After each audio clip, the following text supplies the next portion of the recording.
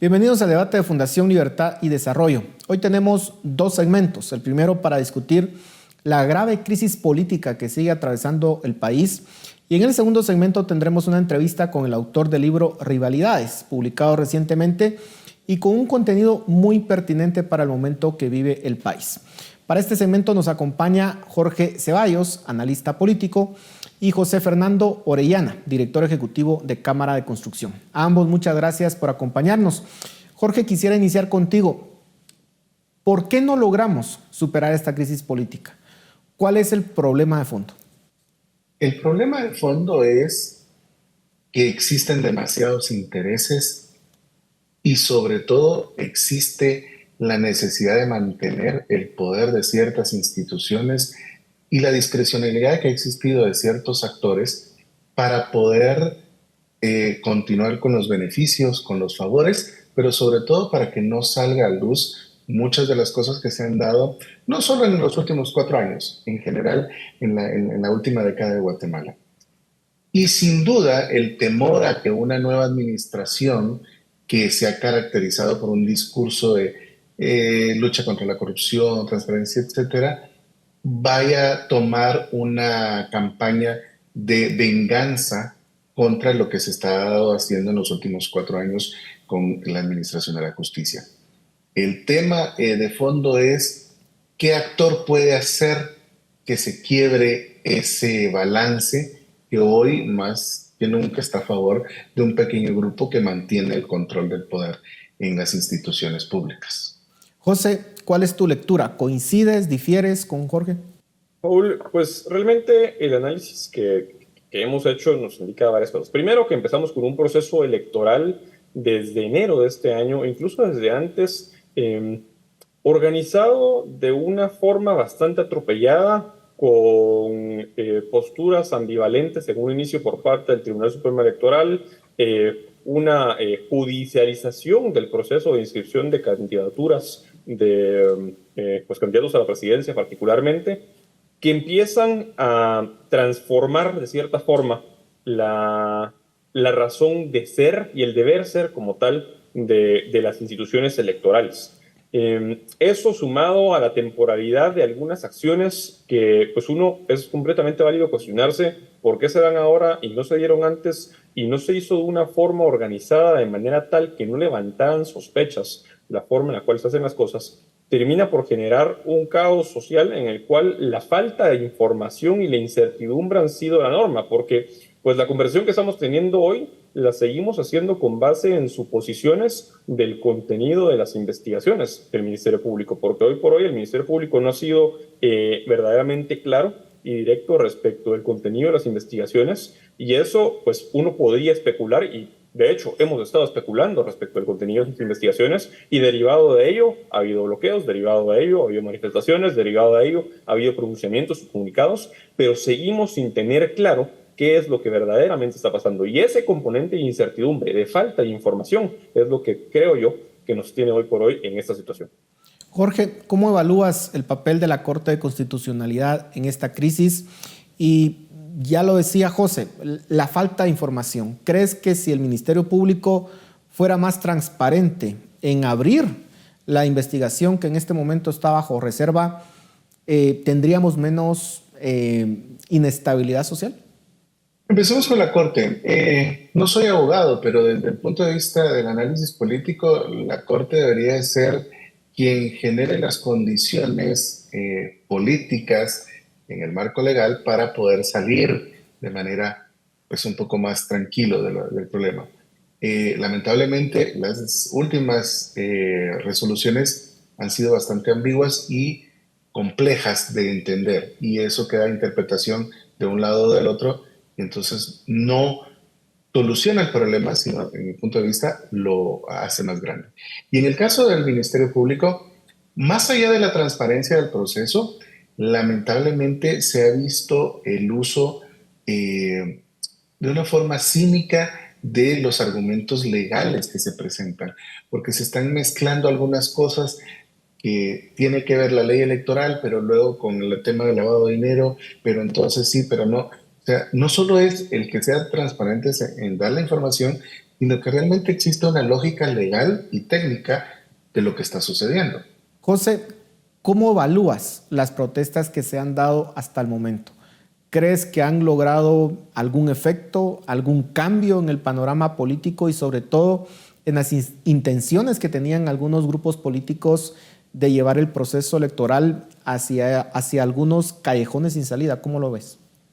Pues definitivamente las manifestaciones que ha habido, que no han sido particularmente manifestaciones plenamente pacíficas, porque implican un elemento de coerción desde el momento en que se convierten en bloqueos y entorpecen no solo la libre locomoción, sino entorpecen una cadena de derechos de otros conciudadanos que, pues por las razones que sean, no participan de esa manifestación, pues han tenido un efecto práctico directo que todos estamos viendo. Y es que a los que más ha afectado es a otros conciudadanos que nada tienen que ver con la crisis política, social que algunos actores que ocupan diferentes cargos y diferentes posiciones hoy, pues son los verdaderos responsables de resolver. Entonces, los bloqueos como tal, el efecto que han tenido es generar problemas respecto de la movilidad de las personas, problemas económicos a las personas que ya se han empezado a quedar sin trabajos y a los que menos afectan los bloqueos y estas manifestaciones que de pacíficas tienen muy pocos elementos es a los políticos. Los políticos y quienes están interesados y quienes forman parte de este problema son los que menos afectados están viendo por esto. Vemos que ya llevamos 15 días en esta situación y pues todo el mundo tiene derecho a manifestar. Ha habido momentos históricos importantísimos, como lo fue el 2015, en el cual muchos manifestamos en contra de una misma causa, pero lo hicimos de forma pacífica, sin violentar los derechos de otros conciudadanos. Jorge, tu lectura de estas protestas, ¿coincides con el análisis que hace José? En parte, y en parte no comparto algunos puntos, empezando porque no se puede comparar la manifestación del 2015 con la de este año, es completamente distinto la situación y los actores que están involucrados. Sin duda, el bloquear calles, carreteras principales afecta a los ciudadanos en general. Y entonces ahí vemos también el cinismo, pues la prepotencia y un poco pues el no querer solucionar los problemas de parte de los políticos que tenemos, porque no les importa el pueblo, pues como no me está afectando a mí. El tema de fondo acá es que se vienen sumando demasiadas situaciones que hacen que la población hoy tome estas medidas. Muchos dirán, son poca gente, son mucha. En comparación de algunas manifestaciones que se dieron el fin de semana en Los Arriates, pues sí hay bastante número de ciudadanos que están en esto. Y muchos que no apoyan es porque realmente si lo hacen van a perder su empleo y también su forma de mantenerse.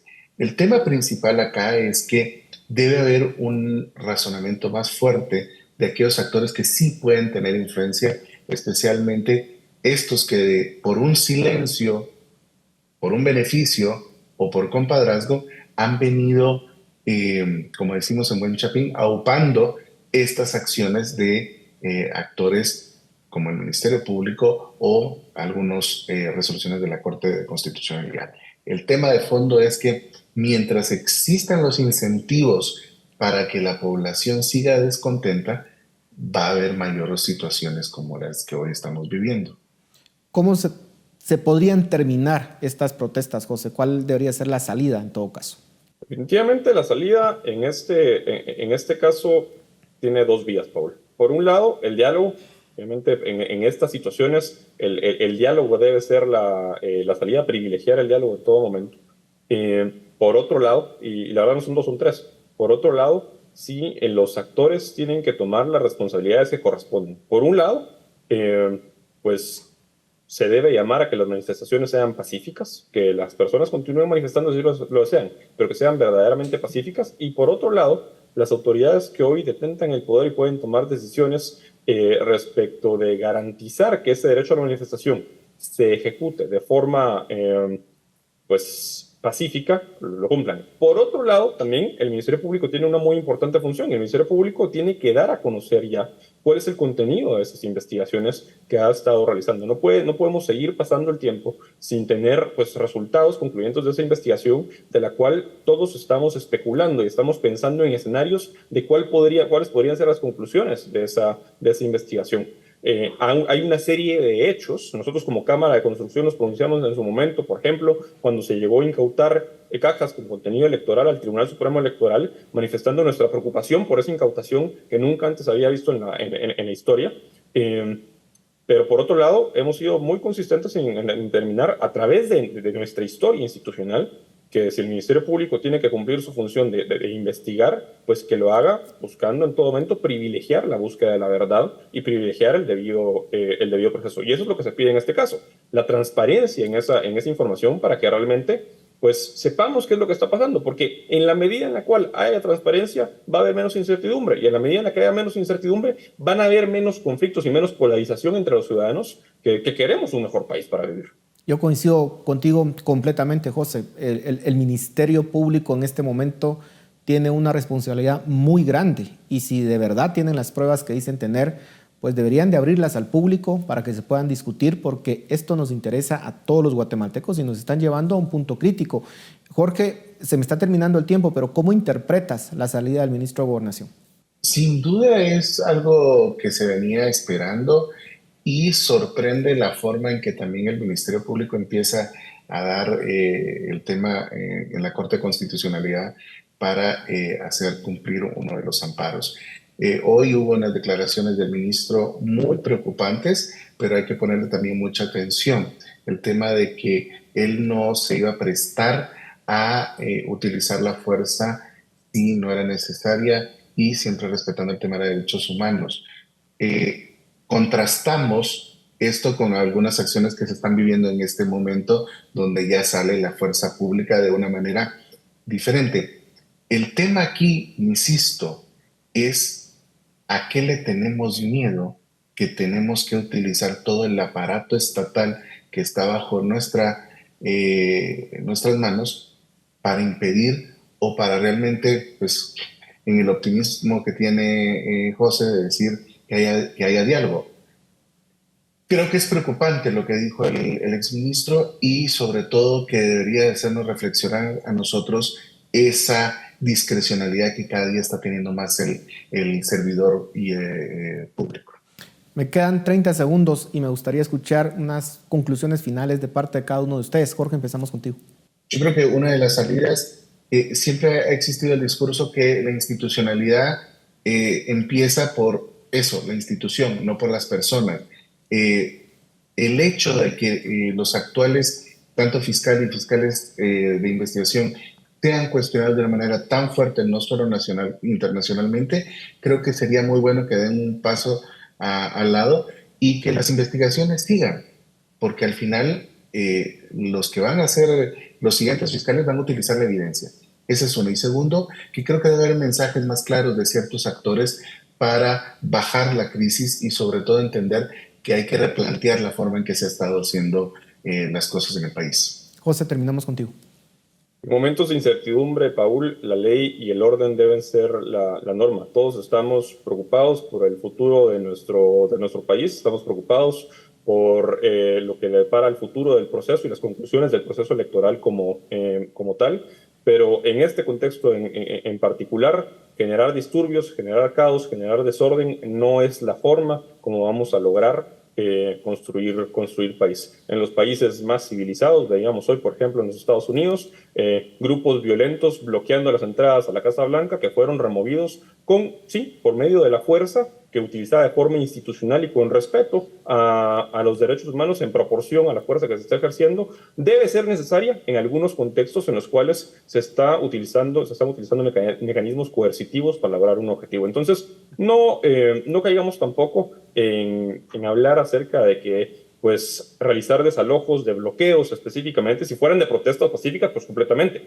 pero realizar desalojos de bloqueos es un sinónimo de represión porque tampoco estaríamos en ese escenario. En los países más civilizados del mundo se tiene que recurrir al uso de la fuerza proporcional cuando se genera caos y desorden, y eso en momentos de incertidumbre es muy, muy importante. Y en democracias desarrolladas también se respeta el voto popular y se respeta la transferencia política del poder, y ojalá que podamos cumplir con esos principios que se dan en esos países desarrollados. A ambos muchas gracias por sus comentarios. Seguimos en este debate de Fundación Libertad y Desarrollo con el siguiente segmento. Muchas gracias.